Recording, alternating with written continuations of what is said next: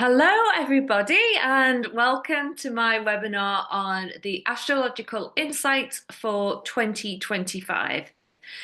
This webinar really is to touch upon some of the most amazing, rare celestial configurations that I could find for 2025. And I haven't actually even looked at 2026 because 2025 has taken up all my time so far.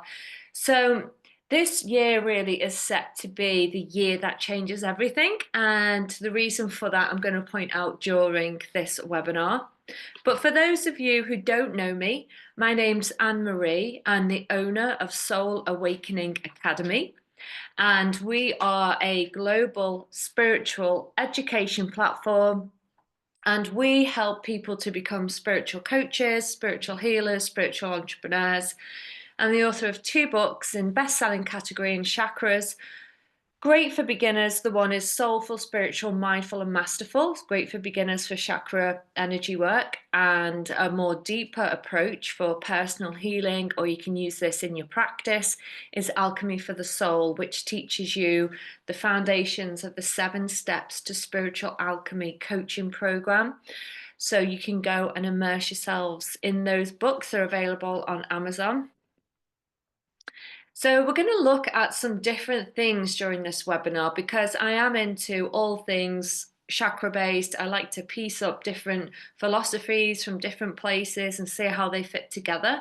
But we're going to look at the numerology of 2025. We're going to look at how and why the whole chakra system is going to be awakened. And we are going to look at why it's considered to be kind of the biggest spiritual awakening the planet may have ever seen in our lifetime. So the cosmic alignments that shape 2025 that are said to be the year of sacred transformation is because this really is going to be a celestial masterpiece woven with profound alignments and divine initiations. So we are in now 2025, and this is a numerology year of a 9, which represents universal love, spiritual awakening, humanitarianism. It's the year for the light worker. It's the year to release our karma. It's the year to do our healing and be of service to humanity. Before we go into 2026, which is the complete reset and restart. So we're heading from a 9 into a 10, but in numerology, you try where you can to get only one digit, unless it's a master number 11, 22. But we are going to be going into a 1 year. And we'll look at that later on in the tree of life as well. So 1 is like a reset for humanity, if you like. So the 9 is a path to clearing, so we can reset in the way that we want. We can't reset in our old form. We can't reset with all our traumas, with unhealed emotions, unhealed thought patterns, toxic behaviors. That is not a reset. So this is the year to clear that out. And if you recognize yourself as having that, which we all, will have our patterns, then this year can be, quite tumultuous in a way, because we don't want to break out of old habits. It can be uncomfortable, but this is what we're being called to do in a massive way. If you want to look at what your personal year number is, then take the 9, as I've just said, because that represents 2025, and then work out your personal digits. So you take the day and the month of when you were born. So I'm the 14th of January. So I add those digits up, the 1 plus the 4 plus the 1 for January. And then I plus that with the 9. And then you work out what your personal number is. And I'll be discussing this in another webinar that I'm going to be producing in a couple of days, called the Spiritual Wheel of the Year. So if you can join me or get your hands on the replay of this, you'll be able to work out what your personal year represents and what the meaning is behind that, and how you can work with the 9 energy of the 2025.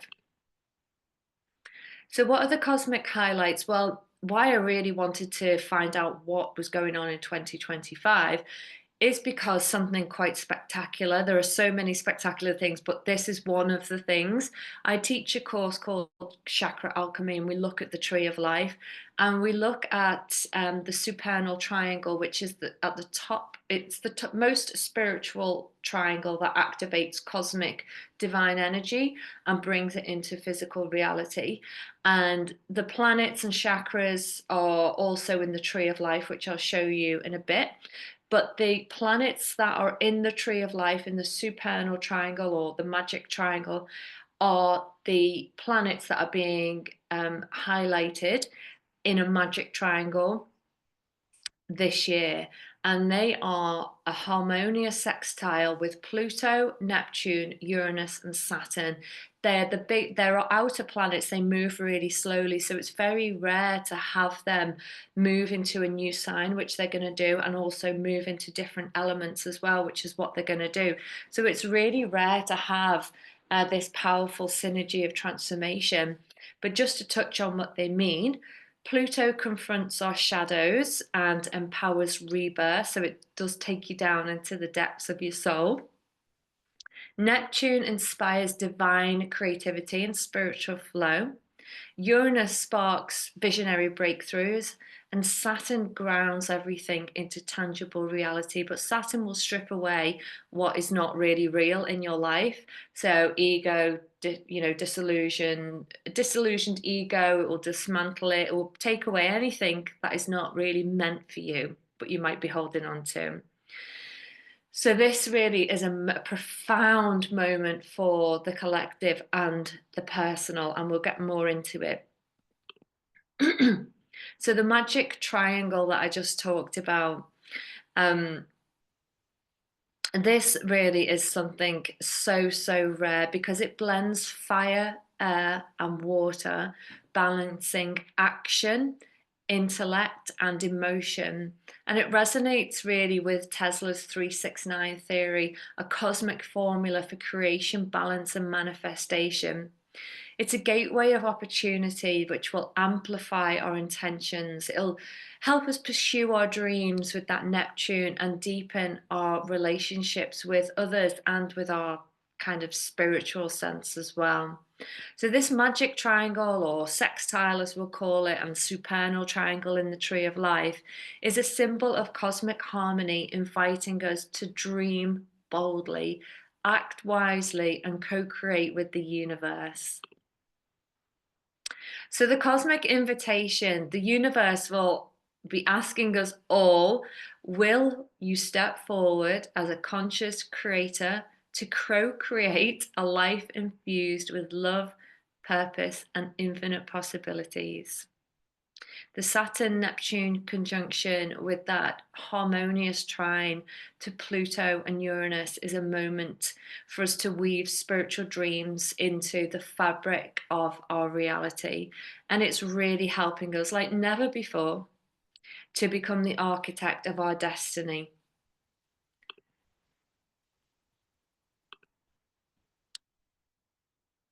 So we also have a very rare elemental shift in 2025. For the first time in generations, the outer planets, which I've just mentioned, simultaneously shift signs and elements, transitioning from earth, which is stability, and water, healing, to air, which is intellect, and fire, which is action. And this marks a profound turning point in personal and collective evolution. Air will fuel vision, innovation, passion, drive, and societal progress. And fire ignites courage, purposeful action, motivation, passion. And this shift inspires bold transformation and innovative thinking, asking us to realign with our true passion and purpose in this life. So the outer planets all have a generational influence because they move so slowly.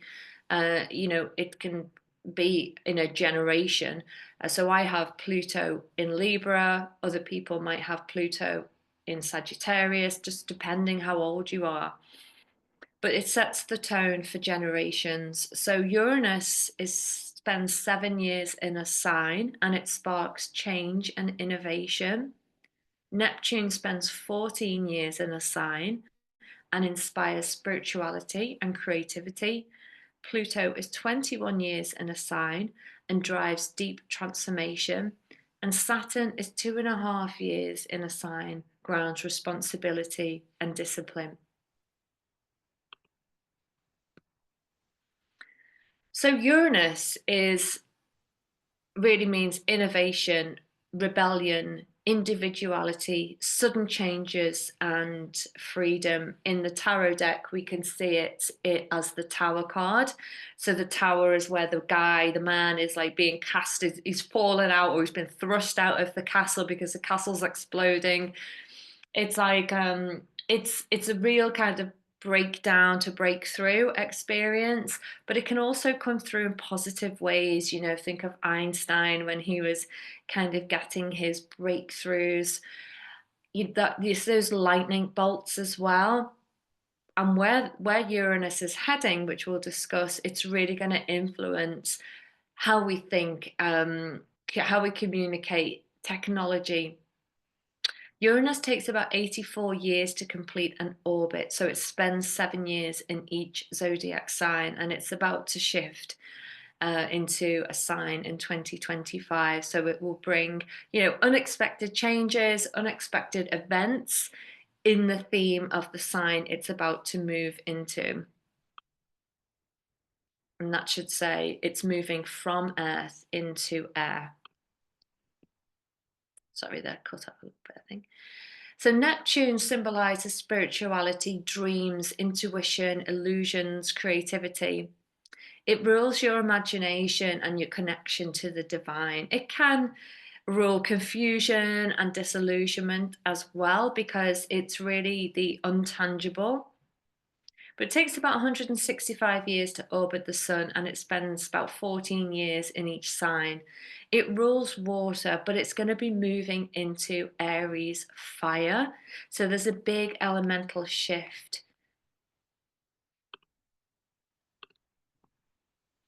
So Pluto symbolizes transformation, power, death, rebirth, hidden truths. It's about psychological shifts as well, uncovering the subconscious and cycles of death and rebirth, and it governs profound, lasting change. It takes around 248 years to complete an orbit, spending anywhere from 12 to 30 years in each sign due to its elliptical orbit. So we've had Pluto in Capricorn Earth, and it's moved into Aquarius Air. So there was a lot of restructuring in Capricorn, a lot of restructuring of government, of powers, of banking systems, but now it's going to really focus on collective evolution, freedom, and technological breakthroughs. And then we've got Saturn, which is about discipline. It can be about karma. It can be about creating reality, structure, time, responsibility, boundaries. It can represent life lessons, challenges, personal growth through perseverance and hard work. It's known as the Great Teacher. It takes about 29.5 years to orbit the sun, spending roughly 2.5 years in each zodiac sign. So round about your 30th birthday, you're having a Saturn return, which can be a great or not so great experience depending on how you're living your life. So Saturn's been in Pisces water and it's about to move into Aries fire. So it transitions from dissolving emotional and spiritual boundaries in Pisces to building strong foundations and new beginnings in Aries. And we have another amazing blessing that will kind of help us all this year is Jupiter. And Jupiter symbolizes expansion, abundance, wisdom, growth, optimism. It governs philosophy, higher learning, long-term goals, and it's associated with blessings and luck and good fortune. It takes around 12 years to complete a full orbit, spending around a year in each sign. And Jupiter in Aries is moving into Cancer later in this year, and it loves being in Cancer. It's called exalted. So it will transition from expansive personal ambition and leadership in Aries to nurturing emotional growth, family, and security in Cancer.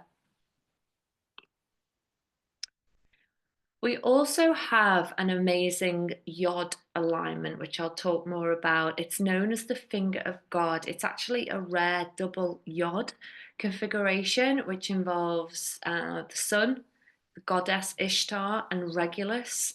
And it also involves Uranus, Pluto, Saturn, and Neptune, all in Virgo, where the South Node is acting as a karmic call to action. And just to touch on this, to give you a flavor, Ishtar is the goddess of transformation and divine feminine power, representing spiritual empowerment and healing. And Regulus is the heart of the lion, reminding us to lead with courage, integrity, and heart centered purpose. And the Virgo archetype symbolizes service and healing. It urges us to release perfectionism and align with soulful purpose. This alignment illuminates the path towards heart-centered leadership and spiritual evolution. The Yod, or the Finger of God as it's known, is a rare and potent astrological alignment symbolizing divine purpose, karmic destiny, and spiritual alignment. And on August 23rd, 2025, during the new moon in Virgo, a unique double Yod configuration forms, opening a celestial gateway for profound transformation and spiritual growth.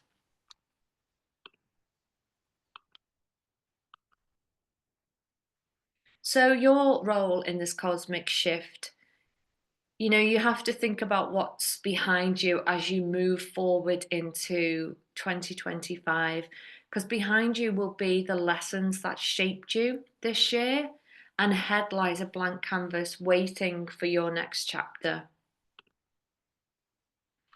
We also have the lunar nodes, which shift on January the 11th, the nodes of destiny. They shift into Virgo and Pisces. So Virgo will hold the South Node energy, the releasing energy, and Pisces will hold the North Node energy, which is the forward focused energy. And this marks a pivotal moment for spiritual growth and alignment. So if you think about the path forward, the North Node is in Pisces, and it wants to kind of embrace that we let go of control and trust in the divine flow of life. It's about opening your heart to universal love, compassion for your fellow man, moving away from an Aries focal point, an Aries North Node, where it's all about the individual. We'll be looking at society as a whole. And the South Node really is about releasing in Virgo perfectionism over analysis and the need for control. And on the 6th of February, we're going to have the North Node conjunct Neptune in Pisces, a gateway to divine purpose. So this will be a beautiful spiritual awakening, as this really connects us with our divine, with our creator. It's going to be such a beautiful event. It's a rare mystical event which calls us to align with our higher purpose. It will help us dissolve boundaries between the earthly and the divine.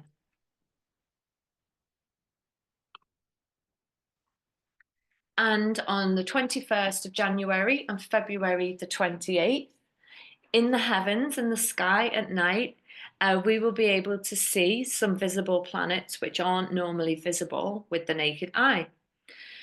So on January 21st, the Arc of Vision, they've called it, 6 planets will be visible: Mars, Jupiter, Uranus, Neptune, Venus, and Saturn, and they'll form a visible arc in the night sky. And this alignment symbolizes balance and harmony, reminding us of the interconnectedness of all things. And on February the 28th, we have a grand parade of planets, a rare and awe-inspiring event. And the 7 planet alignment is Mercury, Venus, Mars, Jupiter, Saturn, Uranus, and Neptune. And this really is, an alignment that is going to activate all of our chakras. It's very rare to see all of these planets like this visible to us all.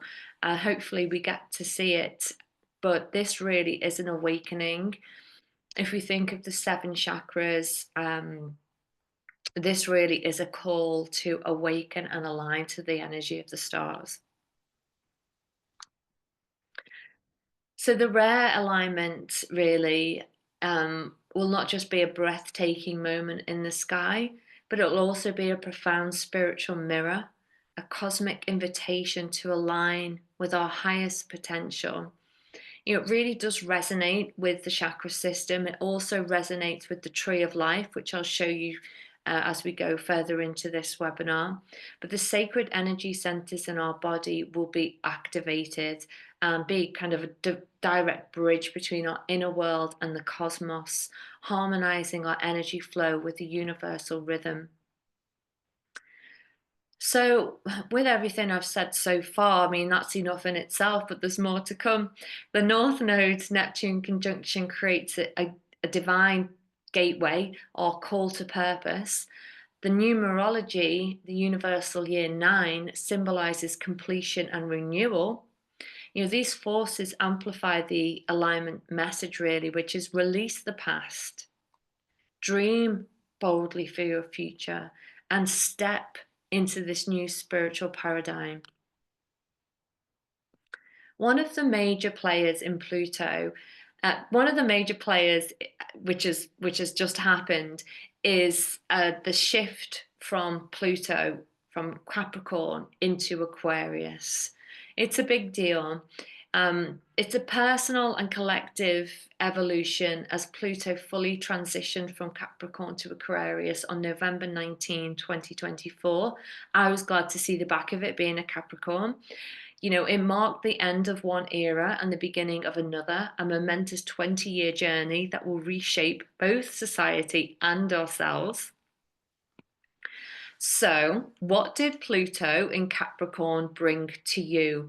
This transition, Pluto in Capricorn, was 2008 to 2024. How did it dismantle your life?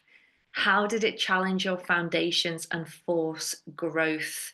Gosh, it did it for me hugely. On a global scale, Pluto in Capricorn exposed cracks in power structures, breaking down outdated systems to make space for new sustainable foundations. So Pluto in Aquarius is your cosmic wake-up call, as Aquarius calls you to reimagine yourself and align with your unique gifts.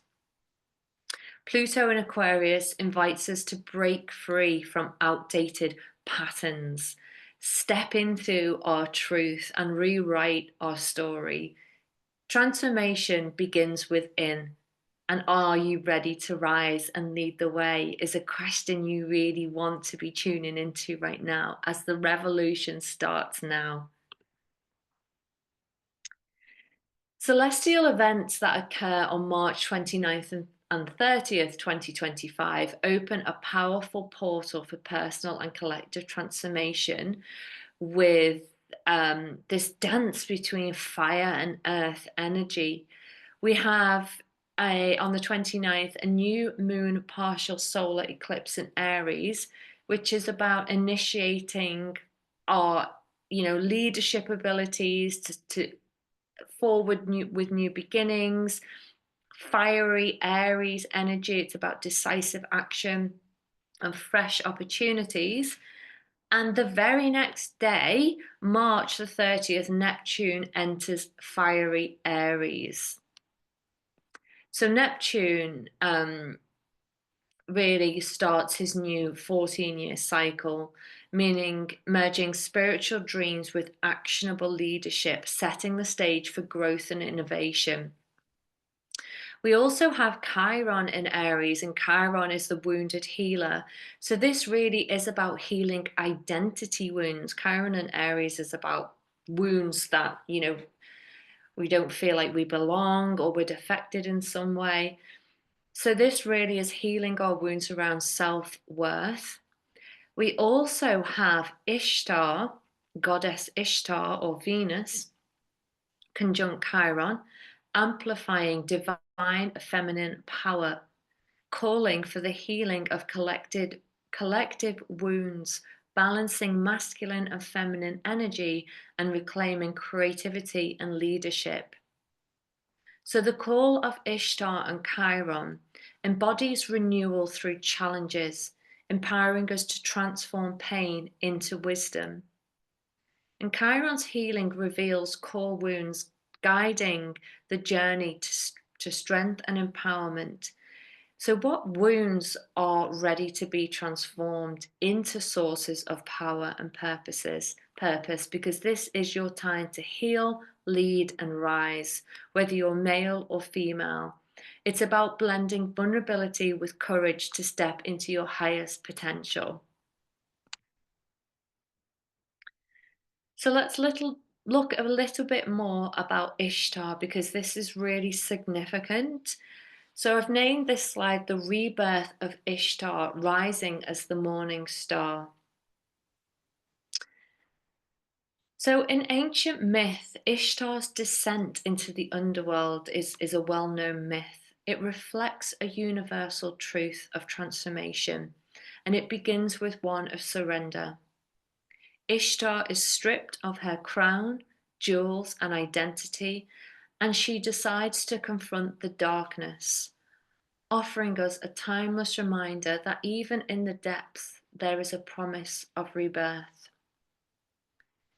Venus, or Ishtar's journey of descent and ascent, on March 22nd, 2025, is where Venus aligns with the Sun in its inferior conjunction, transitioning from the evening star, so that's considered the descent of Ishtar, to the morning star, which is like her ascent back up into the upper world.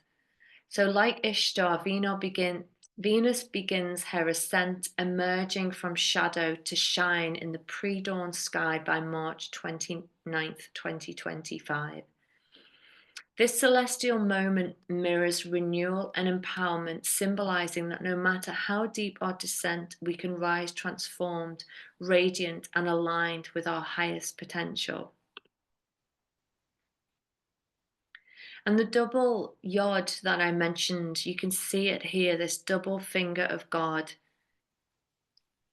is on August the 23rd, and it's with the new moon. And this really is a catalyst of change because it involves the sun, the moon, Ishtar, Regulus, which is a royal star, all in Virgo, with Saturn, Neptune in Aries, Pluto in Aquarius, Uranus in Gemini. And together they will activate rebirth and empowerment to release old patterns and fears so we can truly reclaim our authentic power. The divine feminine energy and the Virgo new moon will emphasize the divine feminine in us all. It's embodied by Ishtar and Regulus in Virgo, blending compassion and courage and leadership. So this is about confronting our shadows, acknowledge the hidden fears and limiting beliefs as opportunities for growth. Ishtar's descent into the underworld is to face her shadow sister. It's to confront the dark feminine in us all and to find the gifts and to re-emerge enlightened. So if you don't know about the myth of Ishtar, she's called Inanna as well. Ishtar is Inanna and also Venus, morning and evening star. So let me share the story of Ishtar. So she's also known in Sumerian mythology as Inanna. She's a goddess of love, fertility, war, and justice. Her myth is not just an ancient tale, but a profound narrative of sacrifice, renewal, and spiritual transformation, echoing universal truths that resonate deeply within us. Now, Ishtar Anana was also about other things, and they were sexuality and fluidity in sexuality. So she could turn men into women and women into men. She was known as the queen of the gods. So there could be something around this fluidity, around gender, which has been up and coming for a while now. So the descent of Ishtar is a spiritual journey, but why would a goddess with everything on the material descend into the underworld and be stripped of everything? The reasons can vary, but I'm sure it was to expand her power. Um, Maybe it was to confront in the mythology to confront her sister Estragal, the queen of the dead, and face the ultimate truth of existence itself. As Ishtar passes through the seven gates of the underworld, she surrenders her crown, her jewelry, her robes, symbols of her ego, status, and worldly attachments and power, and she's stripped bare and stands powerless before her sister Ereshkigal.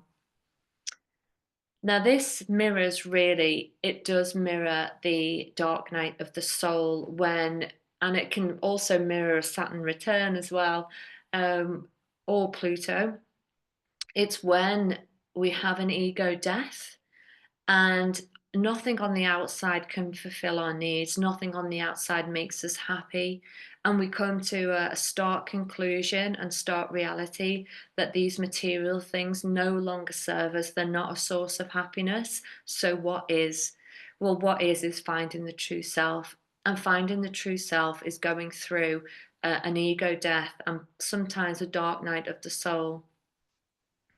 But her descent and ascent symbolizes the seven gates. So the seven gates represent her spiritual journey. And at each gate, she has to release her identity, mirroring our own need to let go of our ego, illusions, and attachments, all to uncover our true selves. So the book Alchemy for the Soul really takes you on that journey through healing through the seven gates, the seven chakras.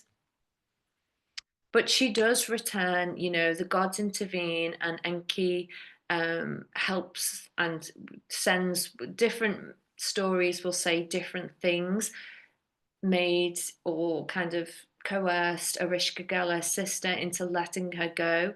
But Ishtar dies, she's hung up, she's laid bare, she's dead, and then a resurrection occurs.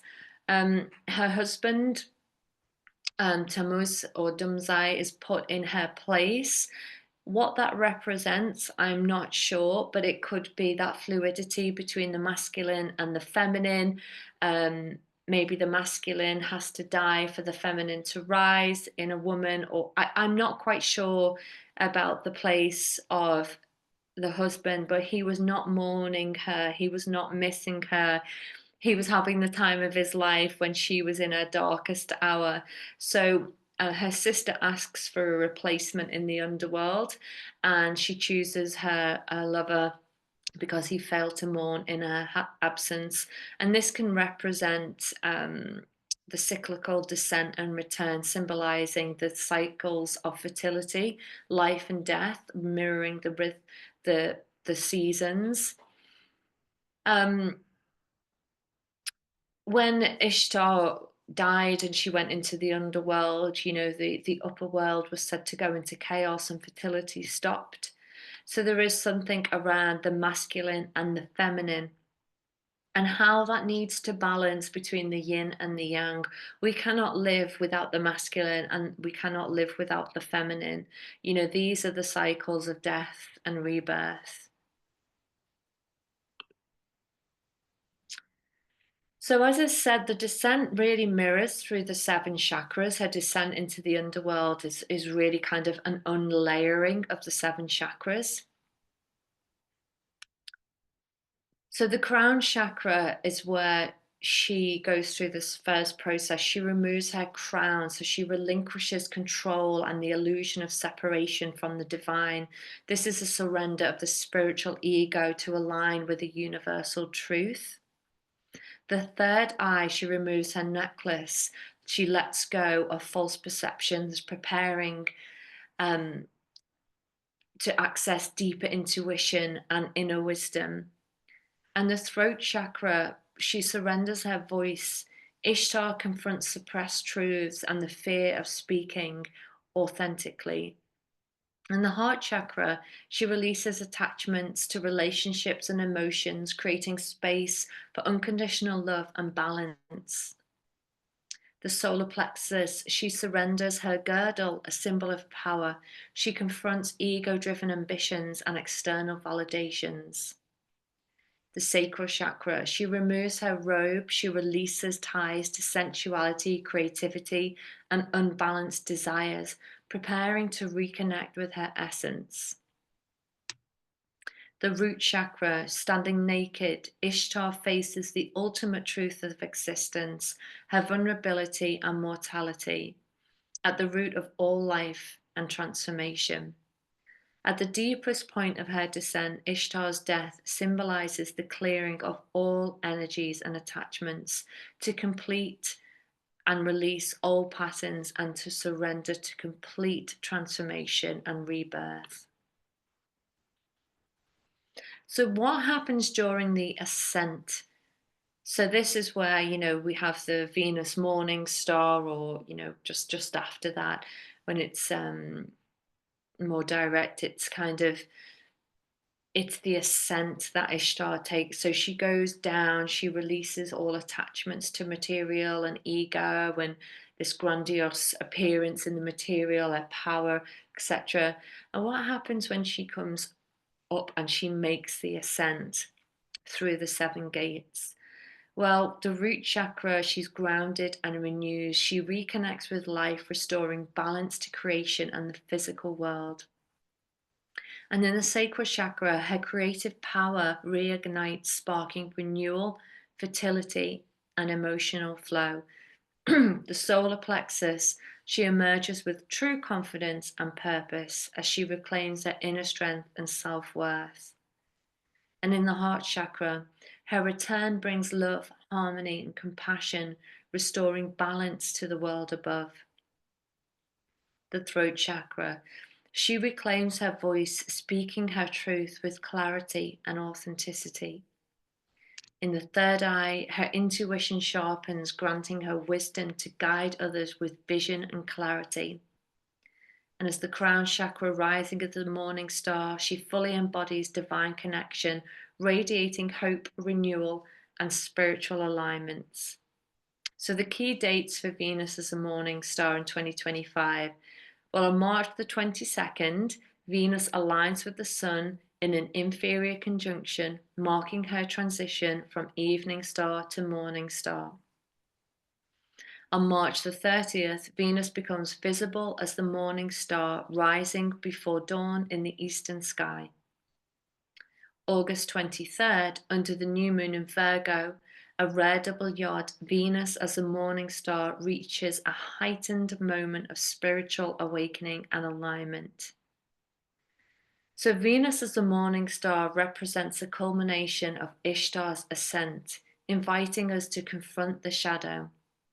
So descend into your depths to release blockages within each chakra and rise in alignment to reclaim your power, your creativity, love, your voice, your intuition, and divine connection.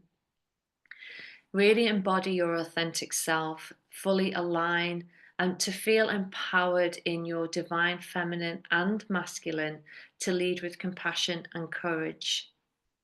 Ishtar's eternal lesson is of chakra alchemy, and it reflects the cycle of spiritual alchemy for us all. Descent into the shadows of your own soul, clear the blockages, and ascend through awakening to embody divine love and divine flow. So, her rise as the morning star will remind us that every challenge or descent is a call for growth and renewal.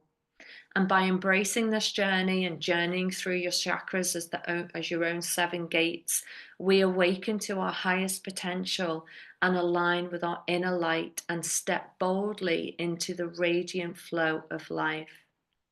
So, are you ready to rise through the chakras and embody your divine purpose? I would highly recommend my book, Alchemy for the Soul, to help you do this because it has all the coaching tools in there and exercises and assessments that you can use the seven gates as a portal for recreating your life in this way.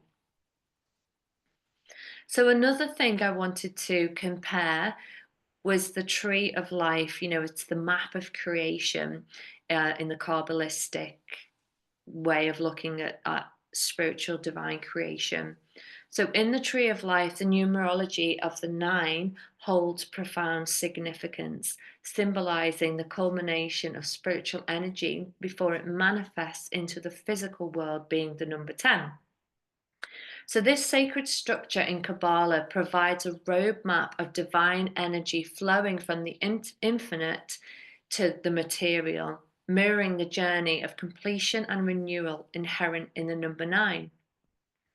So, we use the tree of map as a map of a creation. It's a bit of a structure, really.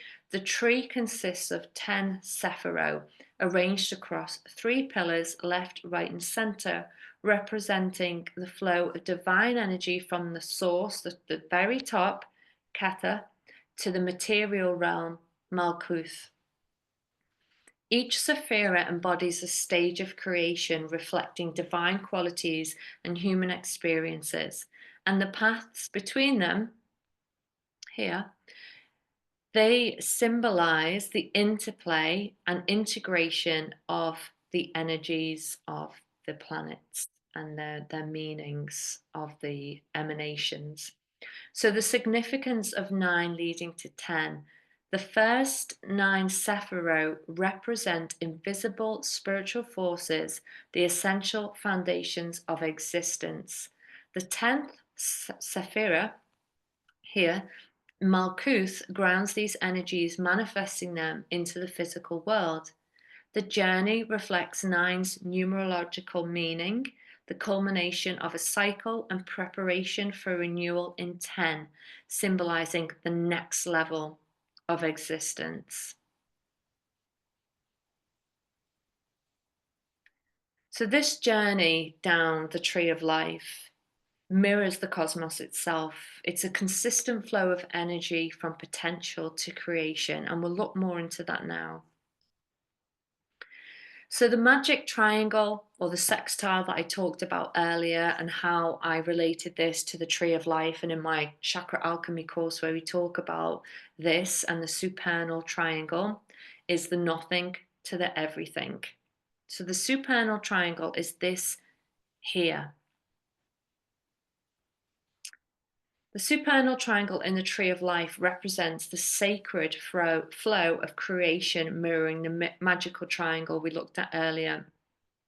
It's the divine journey from the nothingness to the everything, offering pathways for inspiration, transformation, and manifestation.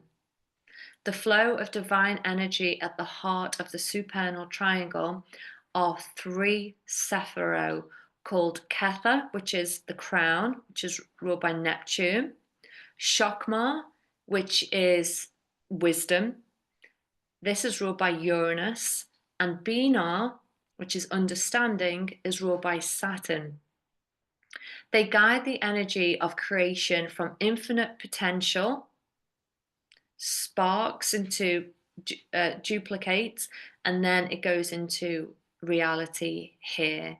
So the nothing sparks potential into reality. So the supernal triangle and the tree of life itself all are mirrored with the tarot as well. They have paths, 22 paths. Now, I don't know all the paths, but I do know this one here, which I'm going to share with you. So, as I said, the supernal triangle with the Neptune, with the Uranus, and with the Saturn are the highest realms in the tree of life, and they're all making a harmonious aspect. Not only are they lining up to provide us with this beautiful magic sextile harmonious flow of energy, but they're all shifting sign elements as well, signs and elements. So it's super, super, super powerful. It reflects the flow of divine will, creative force, and understanding in the process of our own creation of our reality. And each path within the sacred structure of the Tree of Life is associated with a major arcana tarot card, offering further profound spiritual insights and guidance.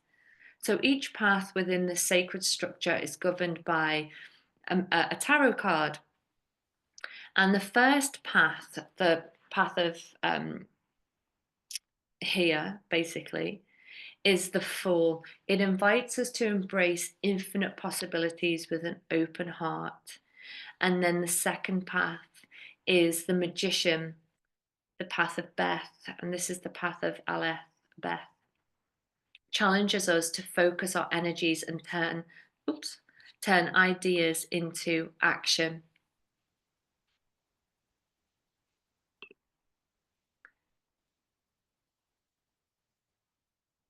Sorry, I lost it. And then we have the last path in the supernal triangle, which is Gimel. This is represented by the High Priestess, which asks us to trust our intuition and explore hidden truths. But you can meditate on these archetypes and align with the divine flow of them as well to really help us form what you want to create in your reality. So Neptune can be considered the fool's journey. You know, it's that infinite possibility. There is nothing yet, it is just divine potential. So Neptune is in Pisces, but it's going to transition into Aries. So as Neptune transitions from Pisces to Aries, it mirrors the archetypal journey of the Fool in the Tarot, which is the card of infinite potential, new beginnings, and spiritual exploration. This shift from the watery depths of Pisces to the fiery courage of Aries reflects a profound spiritual evolution, both collectively and personally. So Neptune in Pisces is 2011 to 2025 and has been a period for spiritual introspection, surrender, and a dissolution of illusions itself. Like the Fool stepping off the cliff into the unknown, Neptune in Pisces encourages us to trust in the unseen, explore the depths of our intuition, and connect with universal oneness. On March the 30th, 2025, Neptune enters Aries and takes on the Fool's journey with a bold leap forward. So Neptune will transform the Fool's infinite potential into courageous action. And then we have Uranus entering Gemini.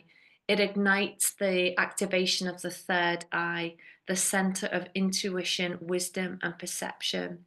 This cosmic shift will align with the magician's path in the Tree of Life, representing the dynamic flow of inspiration into tangible creation.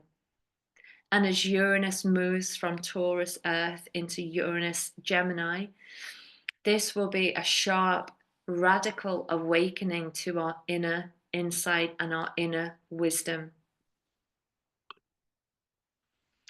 And we have Saturn, which represents in the Kabbalah, it represents the Tree of Life. And Saturn will enter Aries and conjunct Neptune, the energy of Binah here, which will undergo profound transformation. So the energy of Saturn just will take on a new level. And this alignment reflects the archetypal energy of the High Priestess, who bridges the realms of the seen and the unseen, offering deep spiritual integration and grounded manifestation of hidden truth. So this really will be a powerful time to again align with our feminine power or divine energy and really utilize that to align with our material creation and divine wisdom. It's a powerful time to build, believe, and to transform our lives. We also have the Pluto in Aquarius, which will transform the sacral chakra. Now, Pluto on the Tree of Life is tied to a hidden Sephiro called Da'at or Darth, and it uncovers hidden truths, transforming emotional patterns and inspiring the bold, visionary creativity. So, Pluto in Aquarius is going to be the hidden power house. Um, and I would suggest that you get your own chart and see where Pluto in Aquarius is going to be, because Pluto can really evolve the sacral chakra. It can provide us with freedom, um, sensuality, emotional empowerment. It really, and the sacral chakra is really our our creative potential as well. It is our physical seat of creation and manifestation. So Pluto making his transition into Aquarius and all that that means really is the hidden Sephira, the hidden power that lies within us all personally and collectively, of course.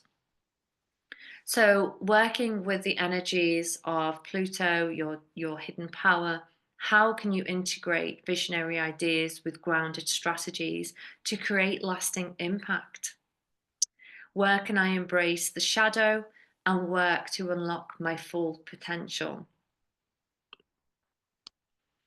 And then finally, with the supernal triangle, as it's activated, so too will powerful archangels that will guide us through this transformative collective alignment.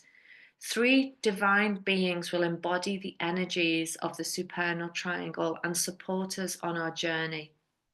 The first archangel governing Keta, the crown chakra, is Metatron, who channels the highest divine will and infinite potential, guiding us to spiritual alignment. Archangel Raziel, governing Shokmar wisdom, which is Uranus, it activates the third eye. Raziel reveals divine secrets and intuitive clarity, inspiring revolutionary insight and creative breakthroughs. And then we have Archangel Taskiel governing the throat. Taskiel helps us ground divine inspiration through wisdom, discipline, and deep spiritual understanding. And that will be related to Saturn, our reality maker. So if ever we're having any troubles in this area, Saturn can be harsh. We can call on the angels that govern the supernal triangle and work with these planets during this spiritual awakening. So let me tell you a little bit more about each angel. Metatron is known as the divine bridge or even the scribe of God. He helps us align consciousness with infinite potential. He does serve many roles in our spiritual journey. He's a mediator, a bridge between humanity and the divine. He guides us towards clarity and truth. And as the heavenly scribe, he records the deeds of humanity and preserves the archives of creation. He's also a guide to help us discover our purpose and offer spiritual insight, and a protector, maintaining balance in the universe while we're incarnated here. We can invoke Metatron's energy by going within, visualizing a radiant column of golden white light ascending from above, and feel it connecting you to the divine. And you can say out loud or to yourself, Archangel Metatron, I call upon your light, illuminate my path, align me with my highest purpose, and guide me to infinite possibilities. And feel his presence clearing your mind, lifting your spirit, and opening a portal to higher consciousness. Metatron reminds us that we're not separate from the divine. We are, in fact, co creators, here to fulfill our purpose with wisdom, balance, and grace, always being divinely guided. And Archangel Raziel, keeper of divine secrets. Raziel's energy is unique as he stands near the throne of the Creator, absorbing divine wisdom and channeling transformative insights to those ready to receive them. His connection to the third eye enhances our intuition and visionary thinking, helping us unlock the mysteries of existence and align with higher understanding. In 2025, Raziel's energy is especially powerful as Uranus activates Shakma, the Sephira of divine inspiration. So, this is a time of visionary breakthroughs, and Raziel invites us to embrace flashes of intuition and channel them into bold, innovative actions. And you can invoke Raziel's wisdom by closing your eyes, going within, and you can say out loud or to yourself, Archangel Raziel, keeper of mysteries, I invite your light. Illuminate my mind, reveal divine truths, and guide me to align with my soul's purpose. And feel his energy filling your mind with clarity and opening a gateway to divine understanding. Raziel offers this message: the answers you seek lie within. Trust your intuition and embrace the wisdom flowing through you. And Archangel Taskiel is the guardian of understanding. Archangel Taskiel is known as the contemplation of God and is the guardian of deep introspection and spiritual wisdom. His name reflects a sacred role in guiding us towards profound understanding. Taskiel is closely associated with Binah, the Sephira of understanding, and Saturn, where divine inspiration is shaped into structured wisdom, bringing clarity and form to flow and creation. Taskiel's energy and insights resonate with the throat chakra, empowering us to express divine wisdom through words and actions. He invites us to embrace silence, reflect deeply, and integrate higher truths into our lives. Through his guidance, we will find clarity in confusion, strength in stillness, and wisdom in reflection. Energized and activated by Saturn in 2025, this really is about bringing discipline, structure, and responsibility to the forefront. Taskiel's work is with the energy that helps us ground spiritual insights into practical reality, transforming inspiration into meaningful and lasting action. And you can call on Taskiel's wisdom by going within and saying out loud, Archangel Taskiel, guardian of understanding, I invite your wisdom, illuminate my mind, bring clarity to my path, and help me ground divine inspiration into reality. And as you call on Taskiel, visualize a deep indigo light surrounding you, bringing calm, stillness, and clarity. With Taskiel's guidance, we learn the value of patience, reflection, and structure, aligning our actions with divine understanding to create a solid foundation for growth and fulfillment. And a message from Taskiel is: in the silence, wisdom arises. Embrace stillness, and the divine will speak through you. Trust the process of transformation as insight becomes reality. So, 2025 is a sacred invitation to align with universal creation and step into your highest potential. With so much activated, the gates of Pluto are open. So step into this transformative flow and co-create with the divine.